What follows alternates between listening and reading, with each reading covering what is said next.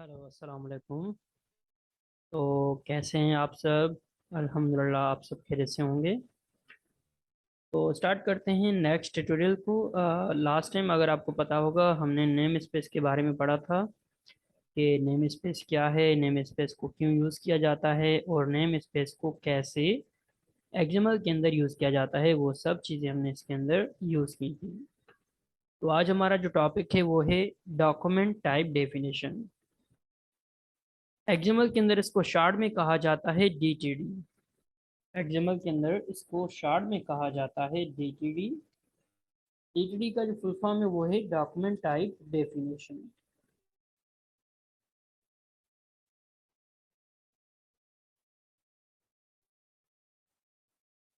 अब आते हैं कि डॉक्यूमेंट टाइप डेफिनेशन का यूज़ क्या है, हम एक्सएमएल के अंदर इसको क्यों यूज़ कर रहे हैं। अच्छा देखें, अभी तक नॉर्मल जब आपने मेरा फर्स्ट लेक्चर देखा होगा तो उसके अंदर आपको कोई भी लिमिटेशन नहीं है, आप जिस नाम से एलिमेंट बनाना चाहते हैं वो आप बना सकते हैं। या अगर हम नेम स्पेस की बात करें तो नेम स्पेस के अंदर भी आप जितने एलिमेंट्स बनाना चाहें और जिस नाम से बनाना चाहें आप बना सकते हैं, कोई लिमिटेशन वगैरह नहीं है। बट अब बात करते हैं डॉक्यूमेंट टाइप डेफिनेशन की। डॉक्यूमेंट टाइप डेफिनेशन में क्या है, अगर आपको एलिमेंट्स को वैलिडेट करना है, मतलब आप चाहते हैं कि यहाँ पे वही एलिमेंट्स आए जिनको आप डिफाइन करना चाहते हैं। जैसे कि आप चाहते हैं कि सिर्फ यहाँ पे नेम आना चाहिए, एज आना चाहिए या फॉर सपोज एड्रेस आना चाहिए, सिर्फ ये तीन ही एलिमेंट आने चाहिए। तो इसके लिए क्या करोगे, इसके लिए आप पहले डिफाइन करोगे डॉक्यूमेंट टाइप डेफिनेशन को। तो डीटीडी को डिफाइन करने के बाद अगर आप उसके अलावा कोई भी एलिमेंट बनाओगे तो एक्सएमएल आपको एरर जनरेट करवाएगा। तो डीटीडी को एक्चुअल में यूज किया जाता है अगर आपने एलिमेंट्स को वैलिडेट करना है। अब आते हैं कि हम इसको कैसे यूज कर सकते हैं डीटीडी को एक्सएमएल के अंदर। तो इसके लिए सबसे पहले हम स्टार्ट करते हैं यहाँ पे एक्सएमएल। तो एक्सएमएल की डिक्लेरेशन को यहाँ पे हम लगा देते हैं। तो हमने यहाँ पे ये डिक्लेरेशन की कोड जो हमने यहाँ पे बना दी है। सॉरी अगेन, यहाँ पे आके मैं लिख देता हूँ एक्सएमएल डिक्लेरेशन।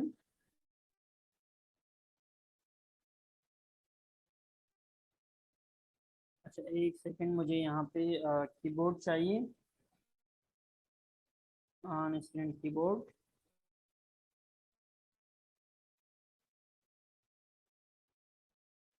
ठीक है, तो एक्सएमएल की डिक्लेरेशन हमने यहाँ पे कर दी है। डिक्लेरेशन के बाद अब हमने क्या करना है, हमने यहाँ पे डॉक्यूमेंट टाइप को यूज़ करना है या उसके सिंटैक्स को हमने यहाँ पे बनाना है। तो अगर आप डीटीडी के ऊपर काम कर रहे हैं, आप डीटीडी का सिंटैक्स यहाँ पे बनाना चाहते हैं, तो इसके लिए आपके पास यहाँ पे ऑप्शन अवेलेबल है new XML with doc type with sub सब टाइटल आपके पास यहाँ पे मौजूद है।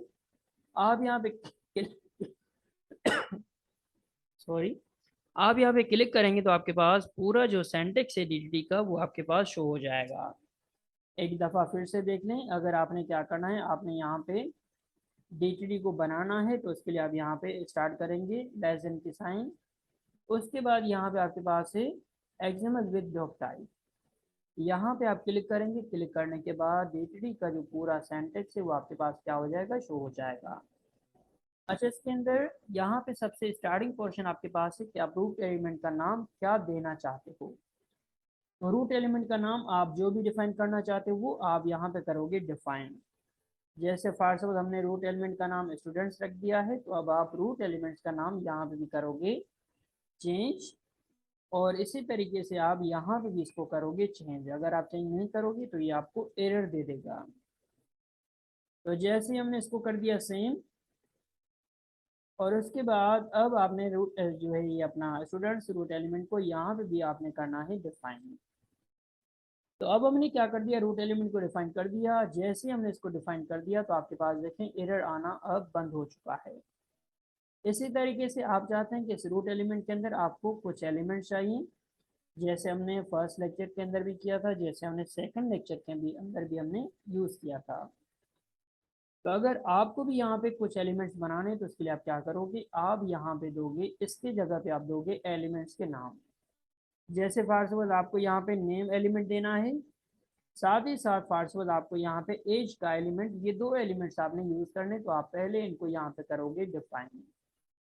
क्लियर है, मैंने यहाँ पे दो एलिमेंट्स को कर दिया है डिफाइन। अब डिफाइन करने के बाद अब आप क्या करोगे, अब आप यहाँ पे अगेन एलिमेंट को करोगे डिफाइन और एलिमेंट आप डिफाइन करोगे किसको, सबसे पहले आप करोगे नेम को डिफाइन। व्यूअर्स याद रहे आपने जिन जिन एलिमेंट्स को स्टूडेंट्स रूट एलिमेंट के अंदर आपने डिफाइन किया है उन सबको आपने कन्वर्ट करना होता है पीसी डेटा के अंदर। अब ये पीसी डेटा क्या है, ये इसको कहा जाता है पार्स कैरेक्टर डेटा। पार्स का मतलब होता है डेटा को कन्वर्ट करना एक फॉर्म से कैरेक्टर फॉर्म के अंदर।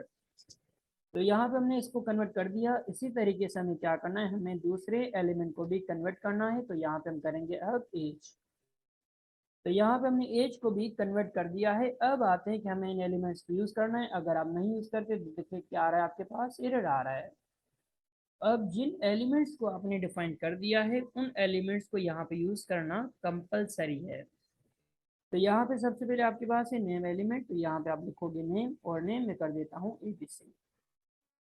सेकंड हमारे पास है एज एलिमेंट, तो यहाँ पे हम दे देते हैं एज। एज करने के बाद मैं यहाँ पे कोई भी एज दे दिया, तो देखें जो एरर आपको पहले आ रहा था वो अगेन देखें क्या हो चुका है, जा चुका है।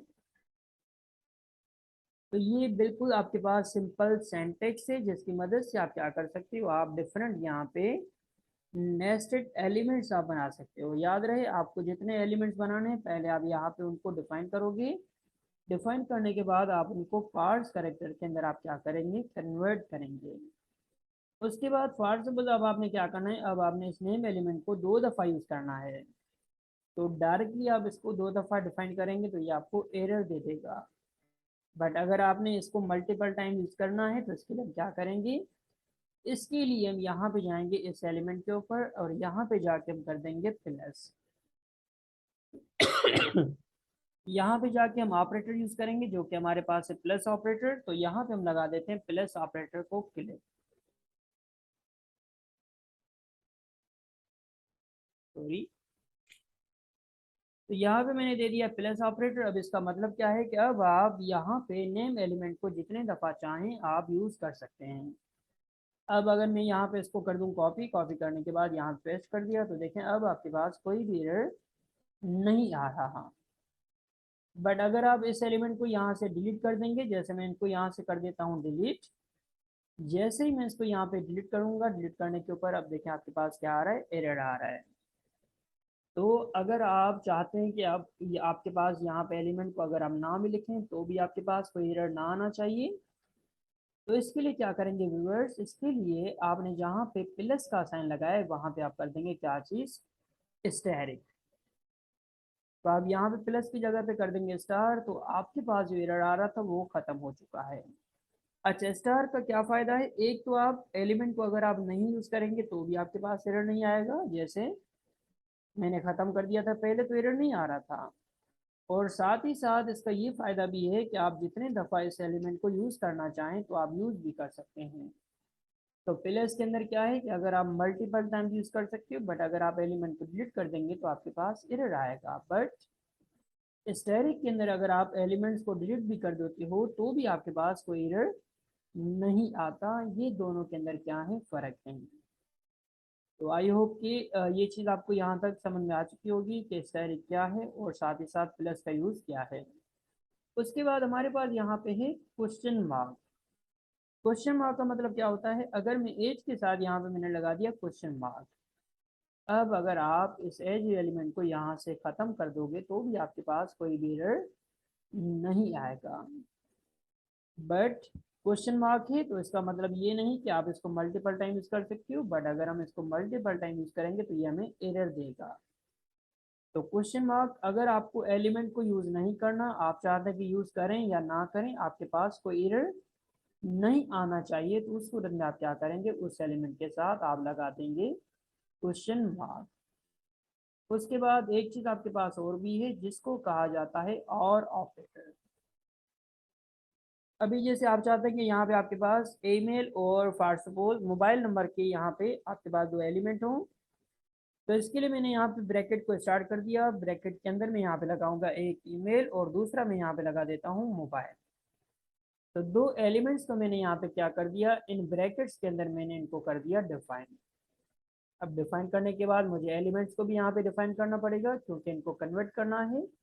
तो सबसे पहले यहाँ पे मैं करूँगा एलिमेंट को डिफाइन, और एलिमेंट को डिफाइन करने के बाद अगेन मैं यहाँ पे क्या करूँगा, मैं यहाँ पे मोबाइल एलिमेंट को कर दूंगा डिफाइन।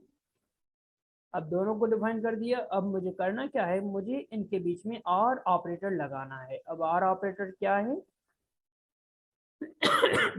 आर ऑपरेटर का मतलब क्या है कि अगर आप यहाँ पे इन दोनों में से किसी एक एलिमेंट को यूज करना चाहते हो, आप चाहते हो या तो ईमेल एलिमेंट आए या तो मोबाइल का एलिमेंट आए, दोनों में से कोई एक आपने एलिमेंट यूज करना है, तो आप यहाँ पे कॉमा की जगह पे आप लगा देंगे यहाँ पे ये वाला और ऑपरेटर। इसको एक्सएमएल के अंदर कहा जाता है और ऑपरेटर। तब इसका मतलब है कि आप दोनों में से किसी एक एलिमेंट को यूज कर सकते हो। जैसे अगर मैंने यहाँ पे ईमेल देना है तो मैं यहाँ पे दे दूंगा ईमेल, और मैंने यहाँ पे दे दिया है XYZ, कोई भी मैं यहाँ पे एग्जांपल के तौर पे ईमेल दे देता हूँ। तो देखें जो एरर आपके पास पहले आ रहा था वो दोबारा क्या हो चुका है, जा चुका है। तो आई होप कि यहाँ तक आपको ये चीज़ समझ में आ गया होगा। स्टेरिक का क्या मतलब है, प्लस का क्या मतलब है, क्वेश्चन मार्क का क्या मतलब है, और ऑपरेटर को यहाँ पे कैसे यूज किया जाता है। दोनों में से आप कोई भी एक एलिमेंट दे सकते हो। अभी जैसे मैं ईमेल की जगह पे अगेन कर देता हूँ मोबाइल। पहले मेरे पास यहाँ पे ईमेल था, अब मैं यहाँ पे कर देता हूँ मोबाइल। तो मोबाइल भी देखें, अब आपके पास ये चीज़ यहाँ पे वैलिडेट है, आप कोई भी यहाँ पे नंबर दे सकते हो। बट एक साथ दोनों एलिमेंट्स को आप एक जगह पे यूज नहीं कर सकते। जैसे देखें मैंने ईमेल दे रहा हूँ तो हमारे पास क्या आ रहा है, एरर आ रहा है। तो अगर आप इनको आर ऑपरेटर के अंदर इनको आपने कंडीशन लगा दिया तो आप दोनों एलिमेंट्स को आप एक ही जगह पे यूज नहीं कर सकते। तो आई होप कि यहाँ तक आपको ये चीज़ समझ में आ चुका होगा। बिल्कुल मैंने सिंपल करके आपको यहाँ पे बता दिया है। उसके बाद अब आगे चलते हैं। अब हमारे पास जो चीज़ है वो हमारे पास है कि फॉर सपोज अभी तो देखिए हम सिर्फ क्या कर रहे हैं, हम अपने बल्कि आई थिंक यहाँ तक काफ़ी होगा। जो भी व्यूअर्स हैं जो अभी बिगनर्स हैं जिनको एक्सएमएल के बारे में ज़्यादा नॉलेज नहीं है, तो वो यहाँ तक पहले इसको रीड करें कि एक्सएमएल के अंदर डॉक टाइप को कैसे बनाया जाता है, सिंटैक्स क्या है, साथ ही साथ एक्सएमएल को कैसे डिफाइन किया जाता है डीटीडी के अंदर, और साथ ही साथ एलिमेंट को कैसे डिफाइन किया जाता है डॉक टाइप के अंदर। और उसके बाद फाइनली आप उसके अंदर एक्सप्रेशन वगैरह कैसे लगा सकते हो, मतलब कि कंडीशंस वगैरह आप कैसे लगा सकते हो। तो यहाँ तक आप इसकी प्रैक्टिस वगैरह करें। इंशाल्लाह अब हमारी मुलाकात होगी नेक्स्ट क्लास के अंदर। तो ओके व्यूअर्स, अल्लाह हाफिज़।